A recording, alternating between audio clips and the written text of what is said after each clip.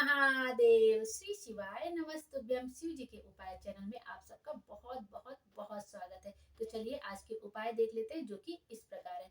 इस बार क्या है, 11 अक्टूबर दिन शुक्रवार को ही अष्टमी और नवमी दोनों तिथि एक ही दिन पड़ेगी। और जो अष्टमी का दिन होता है वो माता माँ महागौरी का होता है, और जो नवमी का दिन होता है माता सिद्धदात्री का होता है। तो अष्टमी और नवमी दोनों का समझ लीजिए मिलन का दिन है। और यदि उस दिन हम अपनी कोई कामना माता रानी से कहते हैं या भोले बाबा से कहते हैं, तो हमारी जो भी कामना होती है वो जरूर से जरूर पूरी होती है। तो चलिए इस मिलन के दिन पे, जबकि यह जो संयोग बना है वो 8 वर्षों के बाद बना है कि अष्टमी और नवमी दोनों एक ही दिन पड़ रही है, और यदि हम यह कोई उपाय करते हैं तो हमारी मनोकामना जरूर से जरूर पूरी होती है। तो जो पहला उपाय है वह देख लेते हैं कि इस दिन आपको क्या लेनी है। आपको लौंग लेनी है। जो लौंग होती है छोटी छोटी, आपको वो लौंग लेनी, मतलब जितनी आपकी एज है, मतलब आप 21 साल के हैं तो आप 21 लौंग लेंगे, 20 साल के हैं तो 20 लौंग, 30 साल के हैं तो 30 लौंग। और यह उपाय वह लोग कर सकते हैं जैसे कि जिसकी मनोकामना बहुत दिन से पूरी नहीं हो रही, या विवाह नहीं हो रहा, तो शीघ्र विवाह के लिए, नौकरी के, संतान प्राप्ति के लिए, जिस भी कामना से आप यह उपाय करेंगे आपकी मनोकामना जरूर से जरूर पूरी होगी ही होगी। तो आपको क्या करना है, आपको लौंग ले लेने हैं, जितनी आपकी उम्र है उतनी आपको लौंग लेनी है। और एक काला धागा लेना है, आपको एक काला धागा लेना है और उसमें लौंग बांधते जाना है। मतलब जितनी एज के अकॉर्डिंग आपने लौंग ले ली और उसको काले धागे में आपको बांधते जाना है। फिर आपको क्या करना है, आपको कहीं बाहर नहीं जाना है, किसी मंदिर में नहीं जाना है, किसी शिवालय में नहीं जाना है, आपको जाना है अपने घर के मंदिर में, जहाँ पे भी आपने माता रानी की मूर्ति रखी हो या फोटो रखी हो, या जहाँ पे भी आप डेली पूजा करते तस्वीर रखी हो, तो वहां पे वो माला आपको पहना देनी है। आपने लौंग की माला पहना दी, और जो भी आपकी मन की कामना है वो आप माता रानी से कह दीजिए। और वो माला फिर आपको उतारनी नहीं। जब आपकी मनोकामना पूरी हो जाए, 10 दिन में, 15 दिन में, 2 महीने में, 4 महीने में, 1 साल में, जब भी ये मनोकामना आपकी पूरी हो जाए, वैसे तो 2-3 महीने के अंदर मनोकामना पूरी हो जाती है, लेकिन यदि किसी की नहीं हो पा रही तो आपको माला तब तक नहीं उतारनी है जब तक कि आपकी मनोकामना पूरी नहीं हो जाती। फिर उस माला को आप क्या करेंगे, जब आपकी मनोकामना पूरी हो जाएगी तो आपको उस माला को उतार लेना, और बहते हुए जल में, बहते हुए नदी तालाब में, जहाँ भी बहता हुआ जल रहा था वहां ले जाके आपको विसर्जन कर देना। आप यह उपाय अष्टमी और नवमी, कल नवरात्रि का दिन है, मतलब नवरात्रि का दिन तो चल ही रहा है, लेकिन अष्टमी और नवमी का महामिलन का दिन है 11 अक्टूबर। कल अष्टमी का जो व्रत रख रहे हैं और फिर नवमी का व्रत रहेगा, तो इसलिए से मतलब जो 9 दिन का व्रत रखते हैं वो नवमी का व्रत भी रखेंगे अपना, और उसके बाद 10वें दिन पारण करते हैं वो लोग। और जो चढ़ती और उतरती व्रत रहते हैं, मतलब पहला व्रत रख लिया और अष्टमी का व्रत रख, तो 11 अक्टूबर को ही वो व्रत रखें। तो जब हम जिस भी मनोकामना से यह उपाय करेंगे, हमारी मनोकामना जरूर से जरूर पूरी होगी। अब दूसरा उपाय हम लोग यह देख लेते हैं जो कि हम इस दिन कर सकते हैं। मान लीजिए हमारे किसी का कर्ज बहुत ज्यादा बढ़ गया, या किसी ने पैसा दे दिया है, आपने पैसा किसी को दे दिया है और वो अब आपका पैसा वापस ही नहीं कर रहा है, तब आप यह उपाय कर सकते हैं, या आपकी जो भी मनोकामना हो वह कर सकते हैं। मेनली यह जो उपाय है, ये है आम की जो कोमल कोमल डंडी होती है। जैसे आम के आप पत्ते लेंगे ना, तो उसमें भी डंडी रहती है बड़ी बड़ी, तो आप उस छोट डंडी को तोड़ लीजिए। कम से कम आपको 11 डंडी चाहिए, आम की कोमल डंडी ही चाहिए। मतलब वो जो बहुत ज्यादा ग्रीन कलर का, एकदम टाइट कलर का पत्ता हो जाता है, उसको नहीं लेना है। जो मुलायम मुलायम पत्ते निकले रहते हैं आम के वृक्ष में, या आम के वृक्ष से भी आप डंडी तोड़ सकते हैं। और नहीं तोड़ पा रहे तो आम की पत्तियां ले लीजिए, उसमें डाली लगी रहती है पतली पतली, तो आप उसको ले लीजिए। लेनी है आपको 11। आप इतनी छोटी छोटी भी लेंगे तो भी इनफ है, चलेगी। आप 11 आम के पत्तों की डंडी ले लीजिए, या आम में जो आम के वृक्ष में जो टहनियां लगी रहती, पतली पतली शाखाएं निकली रहती हैं, जब नए नए उसमें पत्ते आए रहते हैं, तो टहनियां भी पतली पतली, खूब आप देखेंगे ग्रीन कलर की खूब पतली पतली टहनियां भी रहती है, आप उसको भी ले सकते हैं। आपको करना क्या है, उन 11 आम के डंडियों को आपको एक सफेद सूत में बांधना है। आप एक सफेद सूत में बांध लीजिए, जो सफेद कलर का धागा था, जिससे कि डंडियां इधर उधर गिरे नहीं, बिखरे नहीं। अब आपको लेनी है एक शहद।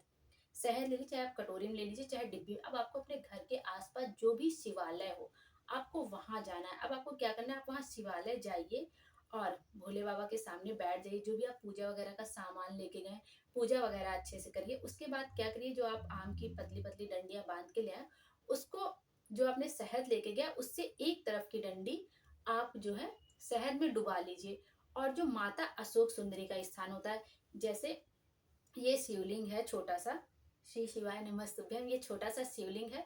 तो यहाँ पे जो राइट हैंड, जैसे मैं बैठी हूँ, ये उत्तर दिशा की ओर इसका जल जो बह के जाएगा वो उत्तर दिशा की ओर बह के जाएगा। तो जब हम इधर खड़े होते हैं, ये दक्षिण दिशा की ओर खड़े होते हैं, तो हमारा मुख उत्तर दिशा की ओर होता है। और जो हमारे राइट हैंड साइड में होता है वो गणेश जी का स्थान होता है, ये कार्तिकेय जी का, ये माता अशोक सुंदरी का स्थान, और ये माता पार्वती का हस्तकमल, और ये हमारा शिवलिंग।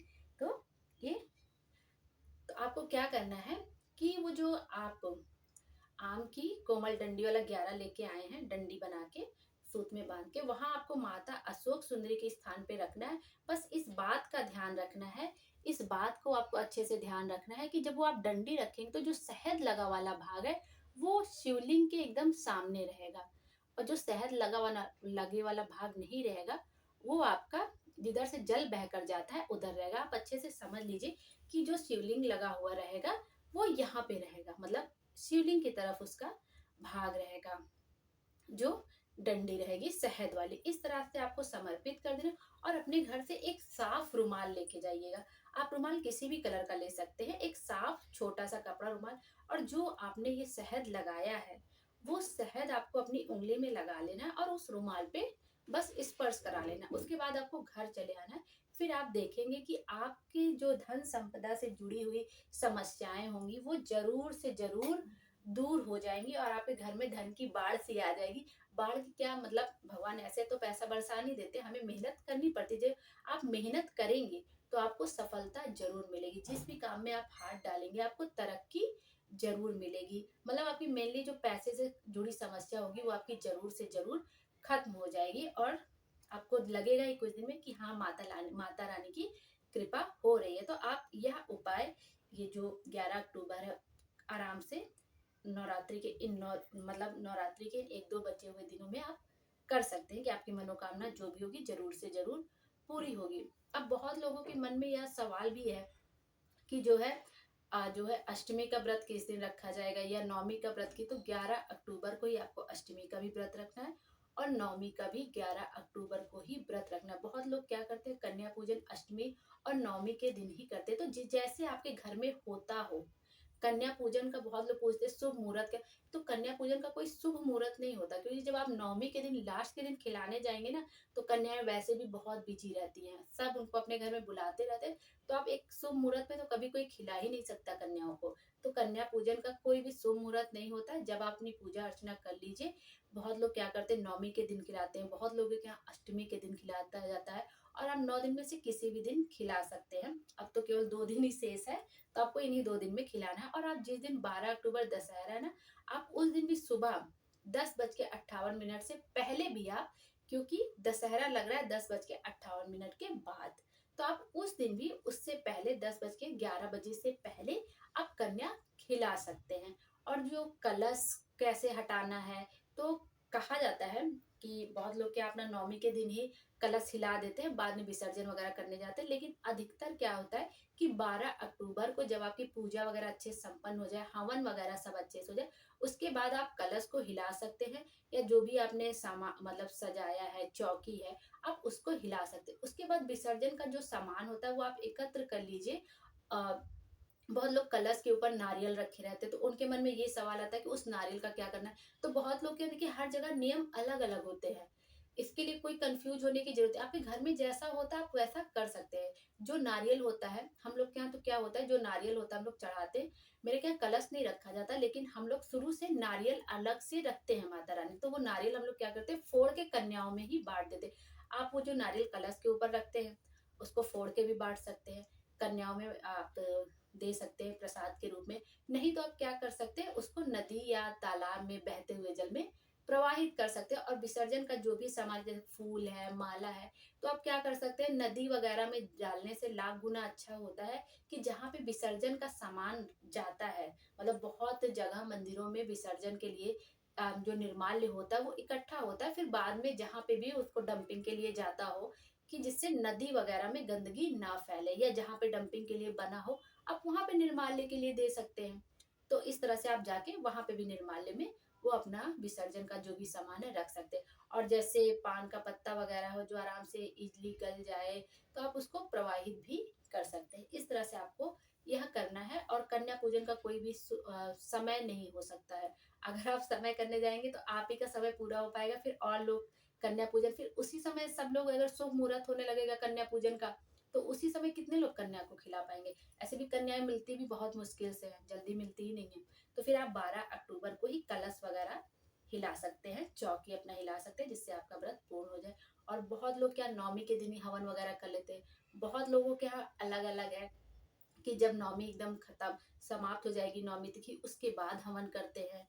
तो जिस तरह से आपके यहाँ होता है वो आप कर लीजिए। मेनली ज्यादातर ये कहते हैं कि जो 9 दिन का व्रत रखते हैं, जब उनका 9 दिन का व्रत अच्छे से पूरा हो जाता है, जो कि इस बार 12 अक्टूबर को 10:58 पर ही उन मतलब नौमी तिथि समाप्त हो रही है। तो जब 9 दिन का आपका व्रत पूरा हो जाए तब आप कलश हटा लीजिए, हवन कर लीजिए। और बहुत लोग उसके बाद कन्या पूजन करते हैं। फिर बहुत लोग उसी कन्या को भोग लगाए रहते हैं, उसी प्रसाद को खा के अपना व्रत भी तोड़ते हैं। तो आप ऐसा भी कर सकते हैं कि आपने कन्या पूजन किया, उसके बाद उसी प्रसाद से आपने अपना व्रत तोड़ लिया, जो 9 दिन का व्रत रखते हैं।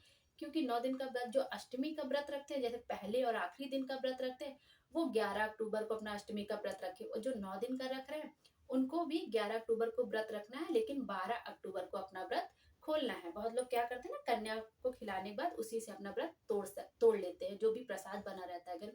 तो आप ऐसे भी कर सकते हैं। तो इस तरह से आपको करना है। और अब तीसरा उपाय देख लेते हैं। यह उपाय है, मान लीजिए इसका कभी कभी किसी का बीपी बहुत ज्यादा लो और हाई होता रहता है, तो उनके लिए यह उपाय है। इसमें आपको क्या करना है कि आपको एक बेलपत्र लेनी है। एक बेलपत्र, ये जो आप पोर देख रहे हैं ना, ये पोर, इससे ज्यादा बड़ी बेलपत्र आपको नहीं लेनी, मतलब छोटी सी एकदम मुलायम सी बेलपत्र आपको लेनी है। और उसके बाद आपको 1 लोटा जल लेना है।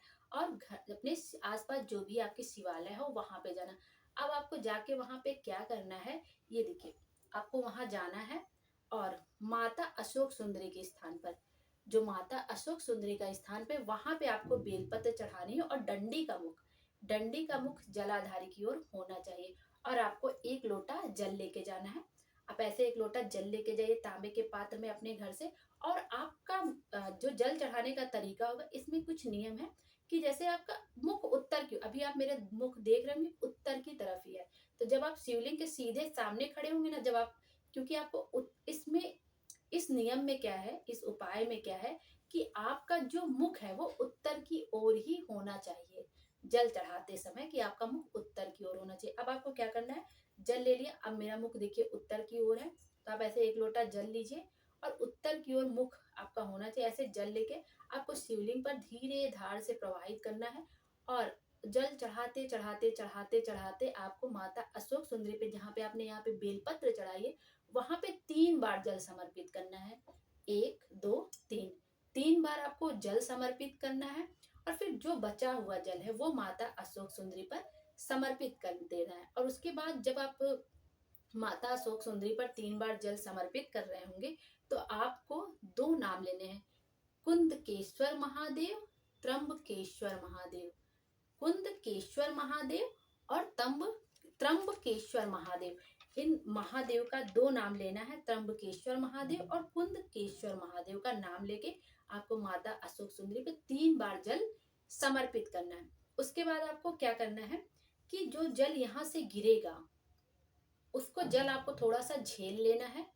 अपने जो भी पात्र आपने लिया उसमें झेल लेना है। और आराम से घर आ जाना। और बेलपत्र आपको भोले बाबा से औषधि के रूप में प्राप्त कर लेनी है। औषधि के रूप में आपने प्राप्त कर ली। अब घर में आते ही सबसे पहले आपको जब आप अपने घर के प्रवेश द्वार पे पहुंचेंगे, तो आपको क्या करना है, बेलपत्र का आचमन कर लेना है।